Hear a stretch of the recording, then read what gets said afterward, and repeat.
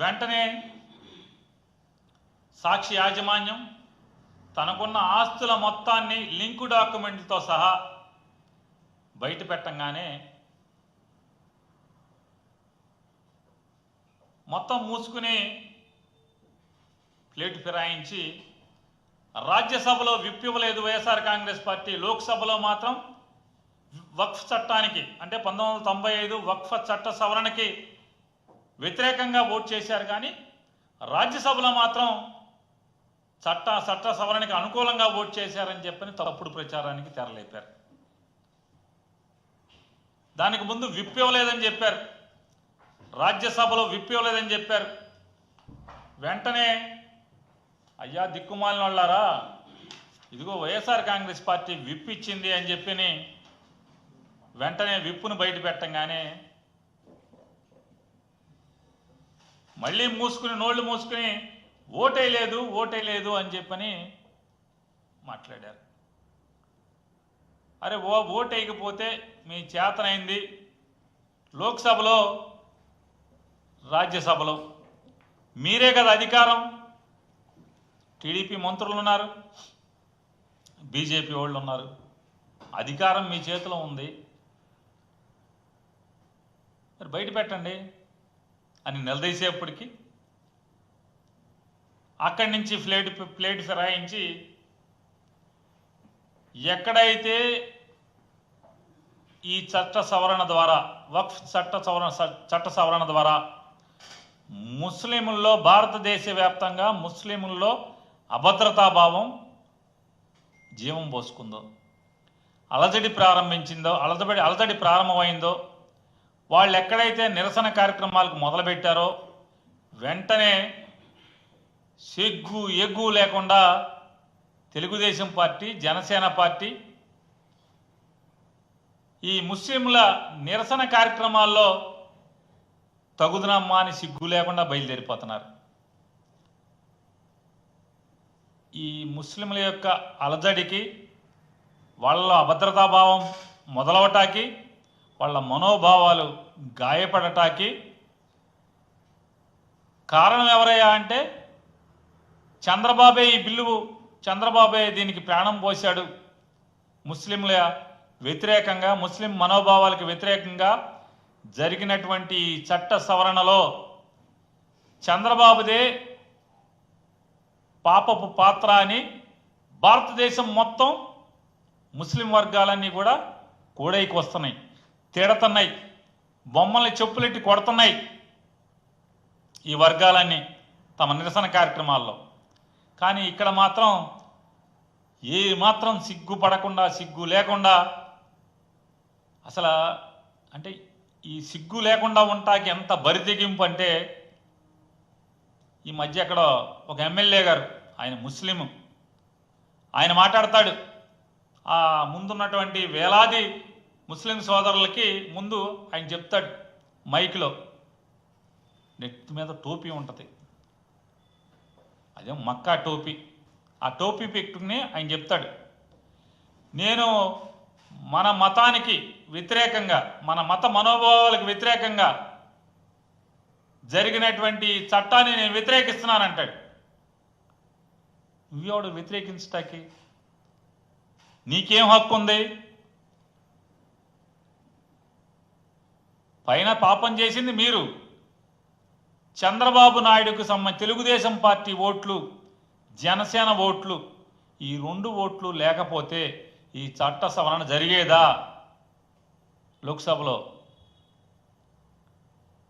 నేను అడుగుతున్నాను, చట్ట సవరణ జరిగేదా? పైనేమో ఆ చట్టం సవరణ జరగడానికి ప్రధాన భూమికి మీది, మీరు లేనిదే ఆ చట్టం పాస్ అవ్వదు. భారతీయ జనతా పార్టీ వల్ల, మోడీ వల్ల అది అవ్వదు. ఎందుకని? వాళ్ళ ప్రభుత్వమే నడిచేదే మీ మీద. మీరు మొయ్యకపోతే, భారతీయ జనతా పార్టీ ప్రభుత్వాన్ని మీరు మొయ్యకపోతే ఈరోజు అసలు మోడీ గారు ముఖ్యమంత్రిగా ఉండేవాడా? లేడు కదా.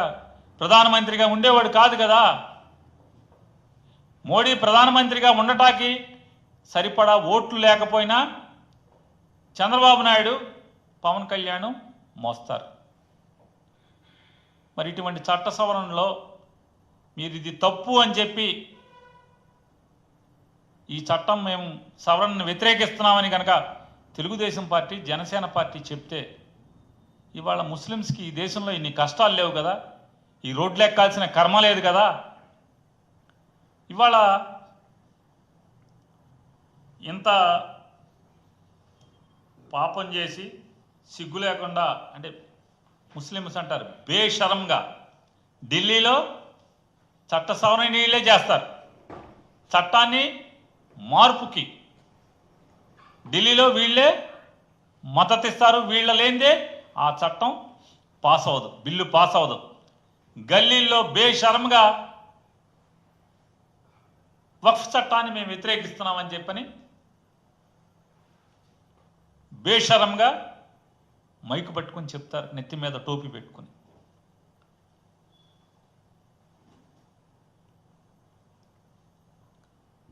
నారా లోకేష్ గారు ఆయన ఏఎన్ఐతో మాట్లాడాడు. ఏమని? YSR Congress party double standards, రాజ్యసభలో ఓటేయలేదు అని చెప్పాడు. నేను నారా లోకేష్ని ఎవరిది డబుల్ స్టాండర్డ్సా అనేది నేను కాసేపు చివరిలో మాట్లాడతాను. నారా లోకేష్ తంతు గురించి.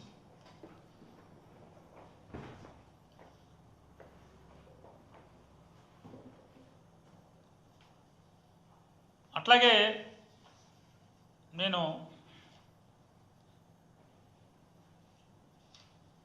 కేవలం వైఎస్ఆర్ కాంగ్రెస్ పార్టీ సభ్యుడిగా కాకుండా ఒక హైందవ సాంప్రదాయాన్ని లేదా హిందూ మత ఆచారం ప్రకారం దేవుళ్లను మనస్ఫూర్తిగా నాకు కష్టం వచ్చినప్పుడు, బాధ వచ్చినప్పుడు ఖచ్చితంగా తలుచుకునేటువంటి దేవుళ్ళ సాక్షిగా ఒక్కసారి రాజకీయాలు లేకుండా ఒకసారి ఆలోచించమని అందరిని అడుగుతున్నాను. ఇవాళ మనం హిందూ దేవాలయాల్లో బయట ఆ హిందూ దేవాలయాల ఆస్తుల్లో అన్యమతస్థులకి అంగళ్ళు కూడా ఉండకూడదు అని మనం గట్టిగా మాట్లాడుతున్నామా? మాట్లాడలేదా? మాట్లాడుతున్నాం. హిందూ దేవాలయాల్లో అన్యమతస్థులు, ఉద్యోగస్తులు కూడా ఉండటానికి వీల్లేదు అని మనం గట్టిగా వాదిస్తున్నాం, మాట్లాడుతున్నాం, పోట్లాడుతున్నాం. ఉంటే తొలగించమని డిమాండ్ చేస్తున్నాం.